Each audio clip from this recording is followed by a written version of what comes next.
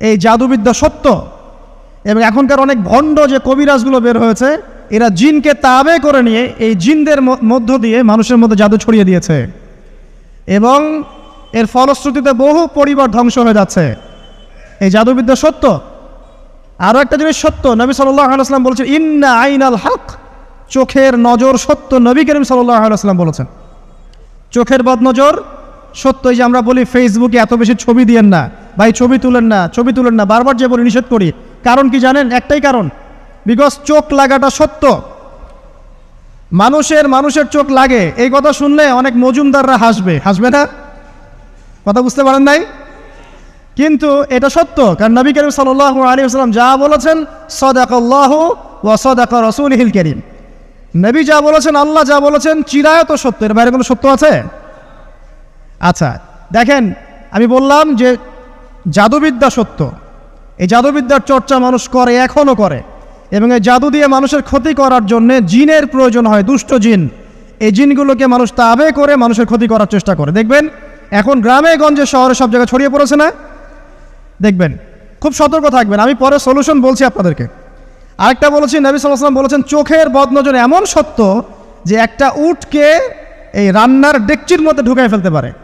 মানে একটা উট খুব সুন্দর ভালো, আপনি দেখছেন মাশাআল্লাহ বলেন নাই, নজর লেগেছে, উটটা মারা গেছে দেন, তারপর তাকে জবাই করে খেয়ে ফেলতে হয়েছে। একজন সাহাবী গোসল করছিলেন, গোসল, এটা হাদিস সহিহ। এই যে আলেম ওলামা যারা আছেন তারা জানেন যে এই হাদিস সহিহ। একজন সাহাবী গোসল করছেন, তার গায়ের চামড়াটা খুব সুন্দর ছিল, একদম স্কিনটা অনেক সুন্দর থাকে না এমন কিছু মানুষ? আচ্ছা, এখন আরেকজন সাহাবী এই গোসল দেখছেন দূর থেকে, দেখে বলছেন যে কি চমৎকার তার শরীরের রংটা, যেন কুমারী নারীর মতো, অনেকটা এমন একটা কথা তিনি বলেছিলেন। সাথে সাথে এই সাহাবী অজ্ঞান হয়ে পড়ে গেছে। কোন সাহাবী? যিনি গোসল করছিলেন। এটার আপনি কোনো ব্যাখ্যা দিতে পারবেন না তো, এখানে কোনো সায়েন্স দিয়ে বা মেডিকেল সায়েন্স দিয়ে আপনি কোনো ব্যাখ্যা করতে পারবেন না। একটা ব্যাখ্যা দিতে পারেন, কিন্তু কেন সেটা হলো সেটা আপনি অ্যান্সার খুঁজে পাবেন না। তো নবী সাল্লাল্লাহু আলাইহি ওয়াসাল্লামের কাছে নিয়ে যাওয়া হলো তাকে। তিনি বললেন যে এই ব্যক্তির ব্যাপারে কি কেউ ভালো মন্দ কিছু বলেছিল? তখন একজন সাহাবী বললেন হ্যাঁ, অমুকে বলেছে এর স্কিনটা অনেক সুন্দর, তো ওকে ডেকে নিয়ে আসুন। ওকে ডেকে আনা হলো। ডেকে আনার পর নবীজি তাকে অনেক শাসালেন, তোমরা তোমাদের ভাইদেরকে কি মেরে ফেলতে চাও? তখন এই সাহাবী তো অবাক, আমি আবার কখন মারতে চাইলাম ইয়া রাসূলুল্লাহ? আমি তো মারতে চাই নাই, আমি তো খালি বলেছি যে তার গায়ের রংটা অনেক সুন্দর। তখন তিনি বললেন কেন তুমি সুবহানাল্লাহ বললে না, কেন তুমি মাশাআল্লাহ বললে না? যখন মাশাআল্লাহ বলবেন, সুবহানাল্লাহ বলবেন, নজরটা লাগবে না। আর যখন আপনি মাশাআল্লাহ বলবেন না, সুবহানাল্লাহ বলবেন না, দেখবেন নজর লেগে গেছে। আপনি বিশ্বাস করেন ব্যবসা খুব ভালো চলছে, মানুষ বলল যে বাহ তোর তো ব্যবসা হেভি, লালে লাল শাহজালাল, ঠিক আছে, দেখবেন আপনার কেনা বেচা বন্ধ হয়ে গেছে। এরকম হবে, আমার কথাটা বিশ্বাস করেন। এটা কিন্তু সায়েন্স প্রমাণ করতে পারবে না, আল্লাহ এবং তার রাসূল বলেছেন, তার উপরে কোনো সত্য নেই। আছে সূরা কাহফ 29 নম্বর আয়াত পড়ে দেখেন, আল্লাহ পাক বলছেন ওয়াকুলিল হাক্কু মির রাব্বিকুম, সত্য সেটাই যা তোমার রবের পক্ষ থেকে আসে। ফামান শাআ ফালইউমিন, যার ইচ্ছা হয় বিশ্বাস করুক, ওয়ামান শাআ ফালইয়াকফুর, যার ইচ্ছা হয় সে অস্বীকার করুক। এই কারণে আমরা বলি ফেসবুকে এত বেশি ছবি দেওয়া, এই আই ওয়াশ করা, এই যে শোডাউন করা, হ্যাঁ ইসলামের কিছু কাজ করলেন একদম মানুষকে না দেখাইতে পারলে ঘুম হচ্ছে না, এগুলো বন্ধ করেন, এগুলো বন্ধ করে দেন আল্লাহর ওয়াস্তে। অফলাইনে কাজ করেন, নিজেকে গোপন করার চেষ্টা করেন। যত বেশি মানুষের কাছে নিজেকে এক্সপোজ করবেন, কাজের বরকত কমে যাবে, কাজের বরকত কমে যাবে, চোখ লাগবে, নজর লাগবে। এবং চোখ লাগা বদ নজরে বহু আলেম আস্তে আস্তে মাঠ থেকে মাইনাস হয়ে গেছে না? যায় নাই? এখন কি আলেমদের সংখ্যা বেশি না কম? যত দিন যাবে আলেমের সংখ্যা আরও কমে যাবে। নবীজি বলেছেন আলেমদের সংখ্যা কমতে থাকবে, মানুষ জাহেলদেরকে আলেম বানিয়ে নেবে।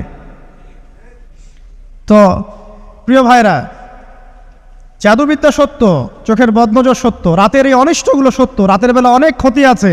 এই জন্য নবীজি বলছেন বাচ্চাদেরকে বাইরে বের করো না, এবং তোমরাও রাত যখন গভীর হবে তখন এদিক ওদিক ঘোরাফেরা করো না। দেখবেন রাত যত গভীর হয় আমাদের শহরগুলো তত জীবিত হয়, তাই না? তাই না?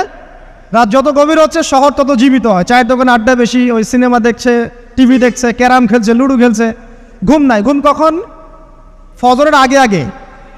ফজরের নামাজ কিন্তু নাই, ফজরের ঠিক আগে আগে, আবার ওই যে জোহরের নামাজের সঙ্গে উঠতেছে। এখন আমাকে বলেন এরকম জেনারেশনকে দিয়ে কি আসলে ইসলামের কোনো খেদমত হবে? আচ্ছা, নবীজি রাতের বেলা আর্লি ঘুমাতেন, আল্লাহ পাক আমাদের সবাইকে তাড়াতাড়ি ঘুমানোর তৌফিক দান করুন। হ্যাঁ, আপনি ইলম চর্চা করলে রাত জেগে থাকতে পারেন, আপনি যদি জ্ঞান চর্চা করেন রাত জাগতে পারেন, আপনি কোনো গবেষণা করছেন, নামাজ পড়ছেন বা কোরআন হেফজ করছেন, আপনি রাতের আর্লি উঠবেন, এটা আলাদা বিষয়। কিন্তু কমনভাবে আমাদের এই যে ফেসবুক, ইউটিউবিং ইত্যাদিতে আমরা লিপ্ত থাকি, সারা রাতটা কাটাই আড্ডাবাজি করে, এগুলো বন্ধ করতে হবে। এগুলো বন্ধ না করলে ফিজিক্যালি আমরা মানে সুস্বাস্থ্যের অধিকারী হতে পারবো না, সারা দিনটা আমাদের একটা কি বলবো অলসতার ভাবে যাবে এবং দিনের বেলা কাজগুলো ব্যাহত হবে। এতে করে আমাদের উম্মার এই পুরো বড় যে তরুণ প্রজন্ম আছে এদেরকে আপনি সম্পদে পরিণত করতে পারবেন না। তাই এই সিস্টেমটা চেঞ্জ করা দরকার। নবীজি রাতের বেলা এই সূরা বাকারার শেষে 3টা আয়াত তেলাওয়াত করতেন, আমরা করবো ইনশাআল্লাহ। ইনশাআল্লাহ। আরেকটা আমল বলে দেই, নবী করিম সাল্লাল্লাহু আলাইহি ওয়াসাল্লাম রাতের বেলা সূরা মুলক তেলাওয়াত করতেন। কোন সূরা? এটা কোন সূরা? তাবারাকাল্লাযী বিয়াদিহিল মুলক। কয়টা আয়াত আছে? 30টা আয়াত আছে। নবীজি বলেছেন সাল্লাল্লাহু আলাইহি ওয়াসাল্লাম যে এই সূরা আপনাকে কবরের আযাব থেকে বাঁচাবে ইনশাআল্লাহ। কবরের আযাব থেকে তো ভাই বাঁচা খুব সহজ নাকি? আমাদের মধ্যে এমন কেউ নাই, শোনেন, আমাদের মধ্যে এমন কেউ নাই আলেম জালেম মুফতি মুহাদ্দিস রাজনৈতিক নেতা পলিটিশিয়ান বিরোধী দল জাতি তারপরে যে সরকার দল যে আছে না কেন কবরের শাস্তি ফেস করবে না এমন একটা মানুষ নাই, কেউ নাই পৃথিবীতে। এই যে আপনি দেখছেন ওই যে কি ইসরায়েলের প্রধানমন্ত্রী, ওই রাশিয়ার প্রধানমন্ত্রী, ওই চায়নার সভ্যতা, পশ্চিমা সভ্যতা, এমন কেউ নাই পৃথিবীতে এখন যাকে কবরের শাস্তি ভোগ করতে হবে না। আছে? সবচেয়ে লঘু শাস্তি মানে লঘু চাপ, এটা বলতে গেলে আসলে আমি ভাষা হারায় ফেলি, তারপরে বলছি আল্লাহ পাক আমাদের সবাইকে হেফাজত করুন, আমিন। একজন সাহাবীর নাম সাদ বিন মুয়াজ। কি নাম? নবী করিম সাল্লাল্লাহু আলাইহি ওয়াসাল্লামের সাথে একদম ডান হাত হয়ে যুদ্ধ করেছেন দীর্ঘদিন।